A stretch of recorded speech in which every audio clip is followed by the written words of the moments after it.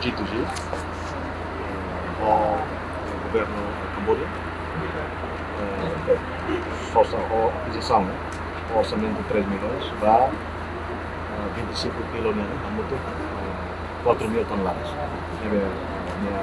Mai ini sepajaramento, mai ano 2 mil toneladas, bem maka pos qualidade dia, ini kita kategori pos premium, ini makanya cara fornece pos nível qualidade de as depois a distribuição, a rede mecanismo ou intervenção cara que teve para kita sehari nebe kita espera kata o preço nebe maka agora tidak kata saya lagi ya mercado ini mekanisme intervenção o parte semi nasional ini are para dele halo atuação de operação mercado ini dele normaliza preço. Mas importante liu maka hasai